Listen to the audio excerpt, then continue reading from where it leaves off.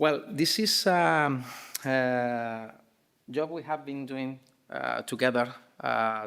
My mate Thomas, that today is out of office, happy guy, and me. It's about SONiC security. Okay, mainly we will try to explain what is the problem we had identified and what are the possible solutions for this kind of situations. Well, introduce how to integrate this kind of tools inside SONiC. When I started to work on this, I have a very funny conversation with Thomas regarding, I remember 25 years ago, I was a poor Linux administrator. And I remember one day I started to work, I started to the session in one of the file system servers. I saw, hey guys, this not work. I tried to do ls, cp, whatever, and the system started to show a lot of weird messages. What happened? Using any kind of root key or something someone deployed a malware toolkit that replaced some configuration files, some binaries in the system, and the system was absolutely crazy. Okay. Taking this idea from the past, we started to see that in SONiC, that is based actually on Linux, it was possible to replace some binaries and configuration files, some scripts very easily if you don't take care of that. So we started to think about how to block this kind of activities in a Linux box, mainly in a SONiC box. Well, SONiC is based on microservices architecture, based on containers, based on Docker containers. So there are a lot of features, there are a lot of functions that are distributed among all the system. Some containers are responsible for some configuration, let's say, for instance, the routing side, the EVPN side, the telemetry side, a lot of features, okay? And we had a lot of Python scripts and a lot of tools around Python to create configurations. So we had a great rabbit hole with a lot of features inside, with a lot of code that could be accidentally or not accidentally modified to introduce malware inside the system, okay? And modify the behavior or even steal data or whatever.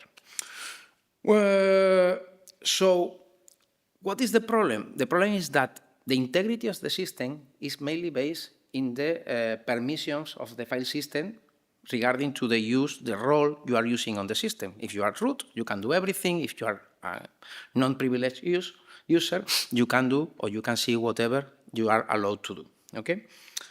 There are some kind of integrity checks. For instance, secure boot, we can try to do a hash of the image of the operating system, of the containers. Okay, that's okay.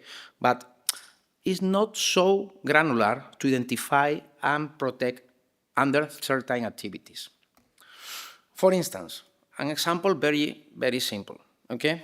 If someone that is, a hacker modify directly the config.db.json, you can have a new configuration that is loading the system, and maybe you are not aware about that, okay? What are the possible mitigations of that? Monitor what are the changes in the Redis database, keeping track of some values, and compare what are the state of those values now from the previous values or the golden image values we have for that. Another kind of modification we can have in the system. Let's say that directly, instead of modifying the config.db.json, directly go to the Redis database and modify the value. It's just the same, but in two different stages, okay? What are the mitigation? Exactly the same as previously. Keep track of the values in Redis database and compare with the golden values. Okay. Another kind of activities that could be malware, potential malware in the system. Modify the templates that are used for creating configurations. For instance, the Jinja templates we have in the system. If someone modify the behavior of the Jinja template, we can have a malware configuration or bad configuration in the system to create any kind of potential risk or any issue in the system. Okay, and this is more tricky to observe and identify this problem. For instance, we have to monitor the file system access and what are the modifications we have in the file system regarding to those files that can be potentially modified. Another kind of malware that can be introduced not only have the possibility of modifying the templates, can even modify the Python scripts that are used to create directly the configuration. So more files involved that should be observed and controlled to avoid any kind of malware configuration. Okay?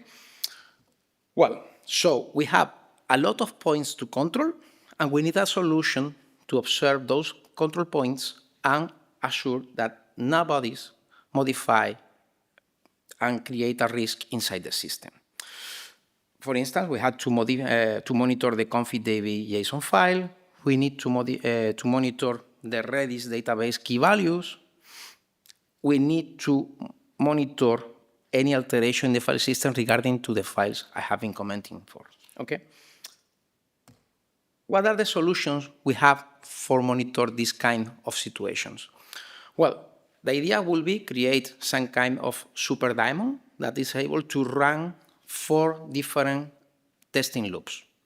One is a hash file checker that mainly review and create a hash about the config.db and, for instance, other files we need to check and compare the golden image we have deployed in the system with the hash that actually we retrieve from the SONiC switch.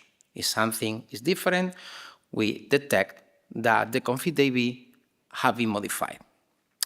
Second one, an audit parser that are mainly some kind of tools to recover information from logs and identify suspicious activities from the log.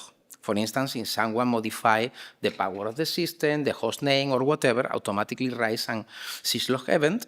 And if we are able to identify a chain of attack logs, we can automatically identify this problem and try to remediate that.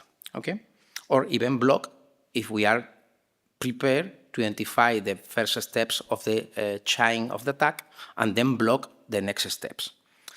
Another function, a Redis DB check, that is mainly obtain several values of the Redis database and compare with an external source of truth of those golden values.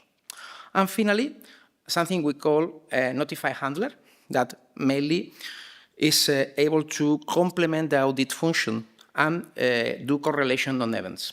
What are the differences? The difference is the audit parser requires that you have to implement a set of rules to identify the steps of an attack. Using this kind of iNotify, we can try to do a correlation, and using some model of training for this kind of tool, we can identify the same pattern. Or even we can try to recover attack patterns from an external source, something like IOC, okay? An indicator of compromise, okay? Well, if we compare any method, we see that are complementary. So, for instance, if we are observing the config.d JSON data file, the diff file checker will allow us to identify a modification.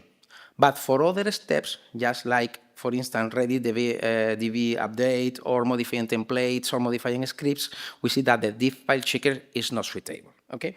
But if we complement of the methods I have comment, we can have as a complete control of all the potential source of issues we have in the system. So the idea is create that kind of super daemon, let's say SONiC guard, that is able to run these functions and observe what are the state of all portions of the config files, database that we want to control. We need to do it operationally efficient. If we try to run every loop, all the time, we will see that in a switch that is very short in terms of CPU resources, we will see that probably the CPU is taking a lot of resources for executing this kind of tasks. Think about having tens of files to observe with the file alteration monitor inside Linux, or having hash checkers. This kind of tools can take a certain amount of CPU that can impact in other services. So, what is the idea? We can tweak what are the loops we run for each part of the system we want to monitor, and we can have the idea to do it remotely. Let's say that we have a gatherer inside the switch, an agent that recovers that files periodically, and then push the files to a central controller. Let's say, for instance, the server you are running a CM or something so, and then run the algorithm outside the switch. And then, if we then identify any kind of problem, then push the commands to recover the situation in the switch. That could be shut down the switch, if it's not recoverable. That we place the switch in a, let's say, safe state, shutting down certain VLANs and blocking traffic that could compromise the entire network. Or modifying the entire image, push a new ONI image, whatever we want, okay? But taking the decision outside the switch. And, well, the idea is add an event notification handler, just in case we detect any anomaly, automatically push an alert using NMI, using SNMP, whatever. And ideally, launch that information using syslog, using any kind of technique to an external CM to complement the security umbrella that the company has, okay? At the end of the day, if you're working for security, you know that the most important thing you want to gather from a potential risk is the IOC, because it's the fact you can use for further attacks. Once you know what is, or you can identify and understand how an attack works, and you can define the parameters that are really relevant for this kind of attack, you can prevent for further attacks, and even this kind of definition is usually shared between certs to maintain the security in several organizations, okay? Going further with this approach, well, we need to implement this kind of SONiC work. I have been working with Thomas, trying to implement the tools. At this moment, we are trying to create agents to be deployed inside the base system and in certain containers. At this moment, we have taken the decision to get all the correlation and all the analysis outside the switches, not inside, to keep the switches the lesser impact in terms of CPU and memory.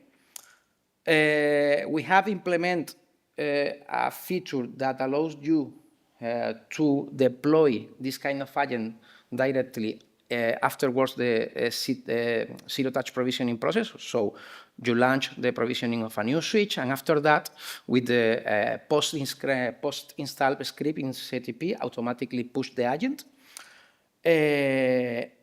If the switch detects during the boot, well, there is a checker, detects that something is not aligned with the golden values we have outside during the boot process, automatically stop the boot process. So the switch keeps only connected through the management network and only accepts incoming connections, not permitting any kind of external access. And at this moment, we are working in trying to replace the creation of rules to identify problems without ID. We are trying to create something that is based on some kind of correlation model to understand what are the sequences of syslog events that could lead to a potential risk issue. With this step, we are working with several databases from Mitre I